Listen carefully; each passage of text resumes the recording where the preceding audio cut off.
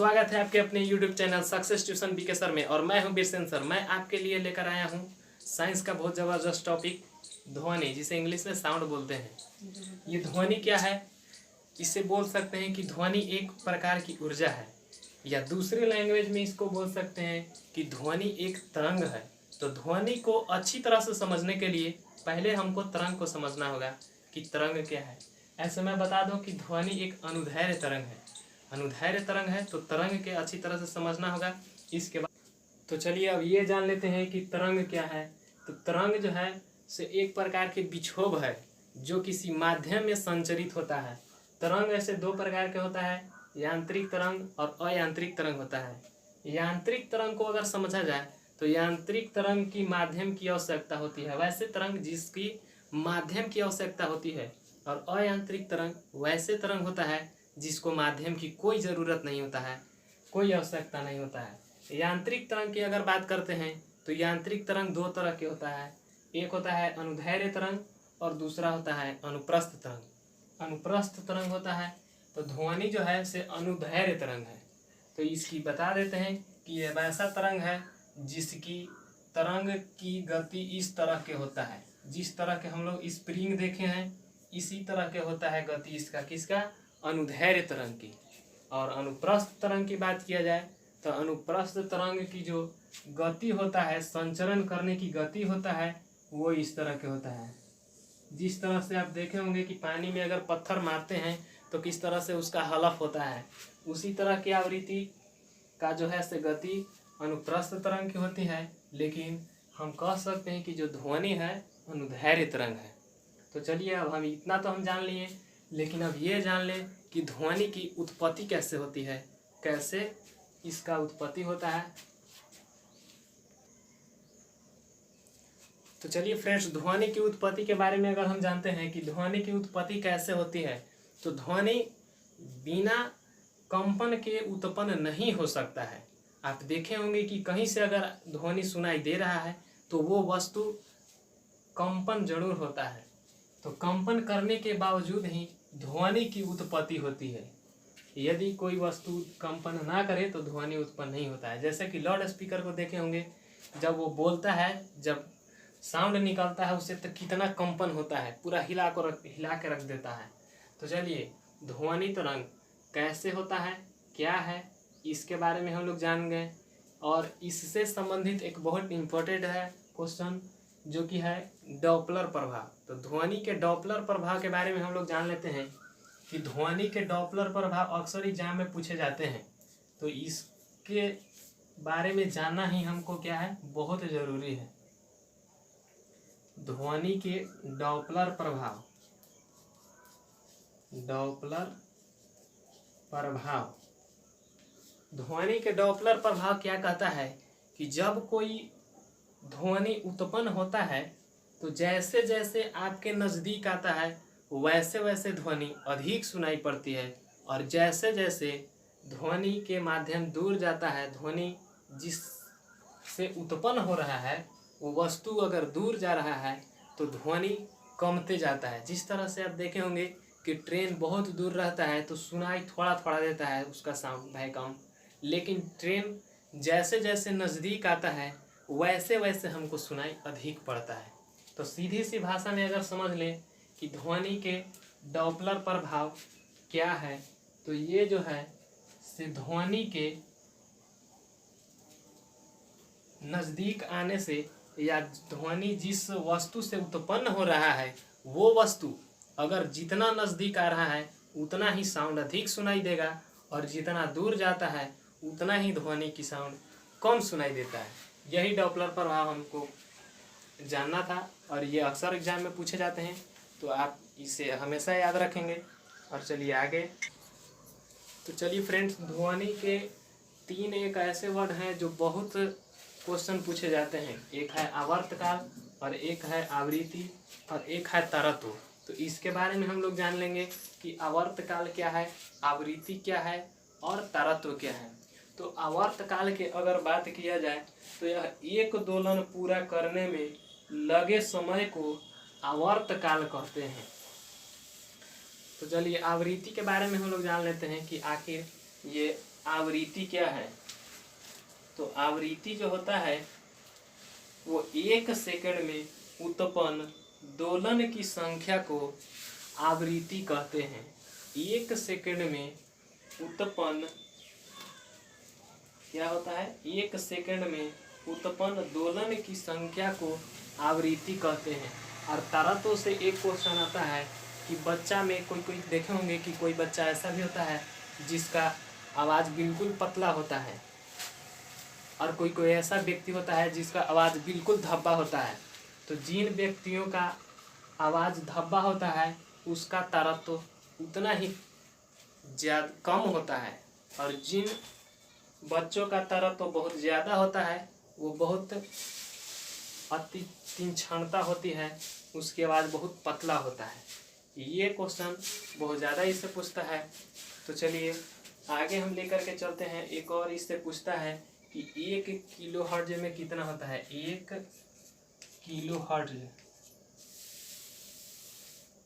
बराबर कितना होता है? तो हम इसके बारे में अगर बता देते हैं तो ये होता है 10 के पावर 3 हर्ट्ज होता है। कितना होता है? 10 के पावर 3 Hz। 1 मेगा हर्ट्ज,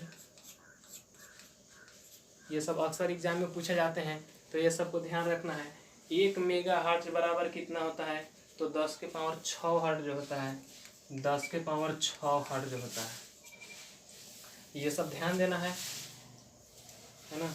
तो चलिए आते हैं आप अनुदैर्ध्य तरंग को हम अगर बात करते हैं कि ध्वनि कौन सा तरंग था? अनुदैर्ध्य तरंग था। इसकी उत्पत्ति कैसे होती थी? तो कंपन से होती थी। तो जब कंपन से होता था तो अनुदैर्ध्य तरंग को अगर हम बात करें तो 3 भाग में बांटा गया है। अनुदैर्ध्य तरंग को अनुदैर्ध्य तरंग जो होता है उसे 3 भाग में बांटा गया है। एक होता है अवश्रव्य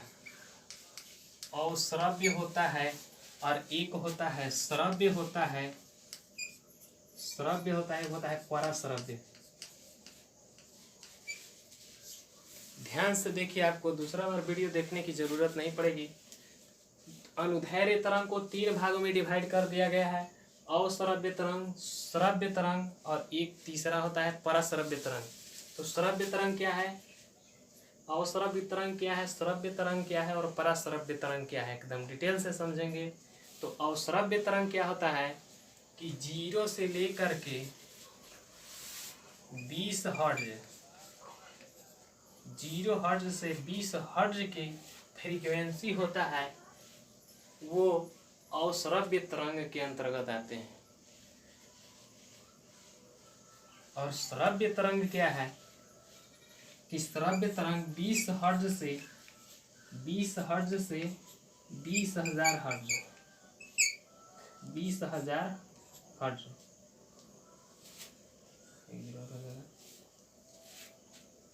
20 हर्ट्ज से 20,000 हर्ट्ज तक के बीच की जो फ्रीक्वेंसी होता है वो होता है श्रव्य तरंग की होता है। श्रव्य तरंग उसे कहते हैं।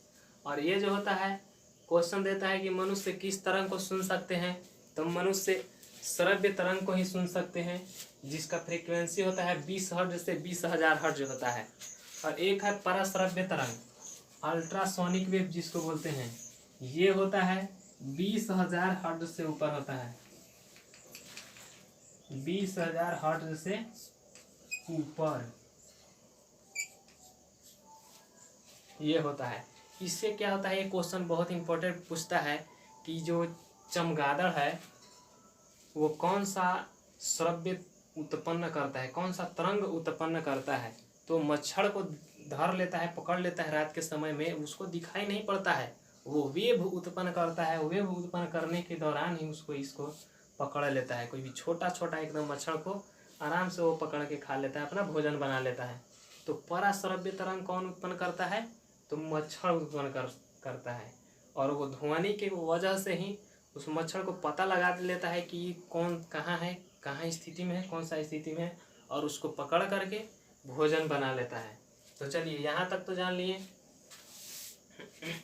अब आगे हम लोग चलते हैं।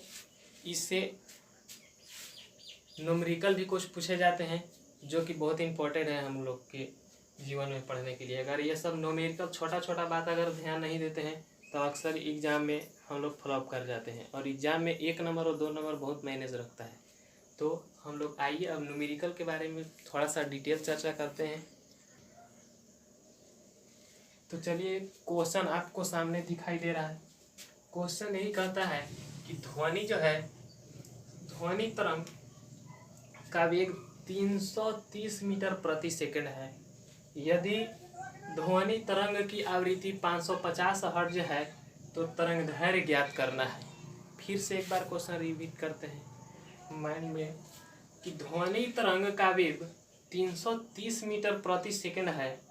यदि ध्वनि तरंग की आवृत्ति 550 हर्ट्ज है तो तरंग दैर्घ्य ज्ञात करना है, अर्थात तरंग दैर्घ्य को किससे, लैम्डा से सूचित करते हैं, तो लैम्डा बराबर ज्ञात करना है। जो दिया हुआ है पहले वो लिख लेंगे कि क्या दिया हुआ है। 330 जो क्या दिया हुआ है, वेग हमको दिया हुआ है 330 मीटर प्रति सेकंड, और क्या दिया हुआ है, यदि उसकी ध्वनि के तरंग की आवृत्ति दिया हुआ है 350, अर्थात n बराबर 550 हर्ट्ज, इतना दिया हुआ है, और तरंग दैर्घ्य ज्ञात करना है, अर्थात लेमड़ा बराबर क्या होगा, लेमड़ा बराबर व्हाट। तो एक लेमड़ा से इसे संबंधित बहुत सारे एग्जाम में पूछे जाते हैं क्वेश्चन। तो चलिए, लेमड़ा के एक फॉर्मूला होता है जो लेमड़ा बराबर होता है, इधर बना देते हैं, लेमड़ा बराबर होता है वेग बटा आवृत्ति अर्थात n। तो चलिए, इस फॉर्मूला पे हम रख देंगे कि लेमड़ा बराबर क्या होता है, 330 हो जाएगा बराबर 330 बटा 550, 550 हो जाएगा। 1 0 से 1 0 कट जाएगा, और कटेगा 11 तिहाई 33, अब 11 पचे 55, 3 बटा में 5 आ रहा है, अर्थात कितना हो जाएगा 0.625, 0 पॉइंट इतना हो जाएगा, लेमड़ा तरंग दैर्घ्य हो जाएगा। तो इसको कोई परेशानी नहीं होगी आप लोगों को समझने के लिए, इतना क्या हो जाएगा, लेमड़ा हो जाएगा। तो चलिए, 0.6 आंसर आ गया। तो चलिए, अगला क्वेश्चन लेकर के आ रहे हैं आपके बीच, इतना m हो जाएगा, m में रखेंगे लेमड़ा को। तो नेक्स्ट क्वेश्चन की बात करते हैं फ्रेंड्स।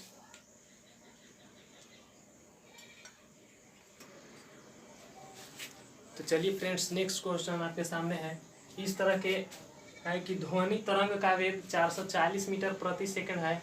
यदि ध्वनि तरंग की आवृत्ति 880 हर्ट्ज है तो तरंग दैर्घ्य ज्ञात करना है। इस तरह से इसके पीछे भी क्वेश्चन दिए, जस्ट ऐसा ही क्वेश्चन था। एक तरह के क्वेश्चन इसलिए 2 बार दे देते हैं कि पूरी तरह से स्टूडेंट को माइंड में लोड हो जाए और वो किसी भी एग्जाम में अच्छी तरह से बना सके। तो चलिए, जो दिया हुआ है से पहले लिख लेंगे। वेग दिया हुआ है, वेग कितना है 440 मीटर पर सेकंड, और क्या है हर्ट्ज दिया था, n बराबर कितना हो जाएगा 880 हर्ट्ज, और लेमड़ा वही ज्ञात करना है।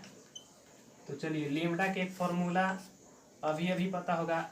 ये इतना सारे क्वेश्चन बनाने से क्या होता है कि आपको फॉर्मूला भी माइंड में लोड हो जाता है। और चलिए, लेमड़ा बराबर क्या फॉर्मूला होता है, वेग बटा आवृत्ति होता है, आवृत्ति होता है कितना हो जाएगा n।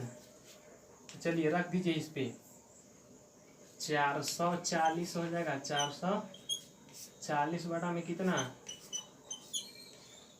880, कट जाएगा 2 बार में 1/2, अर्थात कितना हो जाएगा 0.5, इतना। लेमड़ा के मान कितना है, अर्थात तरंग दैर्घ्य बराबर कितना आ गया, इतना आ गया। चलिए, इस तरह के क्वेश्चन है, थोड़ा सा क्वेश्चन में चेंज करते हैं और देखते हैं कैसा होता है। इस क्वेश्चन को साफ करके नेक्स्ट क्वेश्चन के लिए आप तैयार। तो चलिए फ्रेंड्स, नेक्स्ट क्वेश्चन है, कहता यह है कि यदि ध्वनि की तरंग दैर्घ्य 0.4 m है तथा आवृत्ति 50 हर्ट्ज है तो ध्वनि तरंग का वेग ज्ञात करना है। थोड़ा सा इसमें चेंजिंग लाया है, ज़्यादा नहीं है। तो चलिए, जो दिया हुआ है पहले वो लिख लेंगे। तरंग दैर्घ्य क्या दिया हुआ है, तरंग दैर्घ्य अर्थात लेमड़ा बराबर 0.4 m, तथा क्या है आवृत्ति दिया हुआ है, आवृत्ति अर्थात n बराबर 50 हर्ट्ज, 50 हर्ट्ज दिया हुआ है, और ज्ञात क्या करना है, वेग ज्ञात करना है, वेलोसिटी ज्ञात करना है। तो वेग बराबर हुआ था, एक फॉर्मूला अभी जस्ट इसके पिछले बनाए, पीछे क्वेश्चन में बनाए, क्या है वो, लेमडा बराबर क्या होता था, लेमडा बराबर होता है v बाई एन होता है, लैम्डा बराबर v बाई एन। तो हमको ज्ञात क्या करना है, v का मान ज्ञात करना है। तो अगर v बराबर यहाँ से अगर मल्टीप्लिकेशन करते हैं तो v बराबर लेमडा एन हो जाएगा कि नहीं होगा, v बराबर लेमडा एन। इसी फार्मूला को यहाँ पे आके रख देंगे और इसी फार्मूला पे हमको आंसर निकल के सामने आ जाएगा। तो v बराबर लेमडा एन, लेमडा का मान कितना दिया हुआ है, 0.4 दिया हुआ है, और ये क्या दिया हुआ है आपको, आवृत्ति दिया हुआ है 50 हर्ट्ज दिया हुआ है। तो इसको गुना करेंगे, 5 के 20 इतना हो जाएगा, और 1 0 आ रहा था तो इतना कितना हो जाएगा, 20 हो जाएगा, इतना है।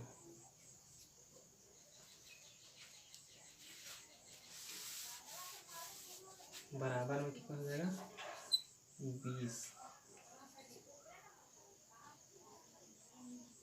20.0 या 20 भी बोल सकते हैं। 20 हो गया, क्या चीज़ हो जाएगा, ये वेलोसिटी निकला हुआ है ना, तो ये हो जाएगा आपको मीटर प्रति सेकंड में हो जाएगा, मीटर प्रति सेकंड में हो जाएगा। तो चलिए एक क्वेश्चन और हम देते हैं आप लोगों को, और आप लोग बना करके दिखाएं, कमेंट बॉक्स में डालें कि इसका आंसर कितना होगा, तो हमें और भी आनंद आएगा। तो चलिए क्वेश्चन ये देते हैं आप लोग के लिए। ओ हम भूल गए रे हर बात, मगर तेरा प्यार नहीं भूले, क्या क्या हुआ दिल के साथ, ओ क्या क्या हुआ दिल के साथ, मगर तेरा प्यार नहीं भूले, हर भूल गए रे हर बात, मगर तेरा प्यार नहीं भूले। तो आइए फ्रेंड्स, आपके लिए एक क्वेश्चन है, जो ये क्वेश्चन को बना करके ये कमेंट बॉक्स में लिख कर डालें कि इसका आंसर कितना होता है, तो हमें और ही आनंद आएगा। और यदि आप इस चैनल पे नए हैं तो प्लीज़ इसे लाइक और सब्सक्राइब करना नहीं भूलें, बेल आइकन को दबा दें। थैंक यू फ्रेंड्स, जय हिंद, जय भारत।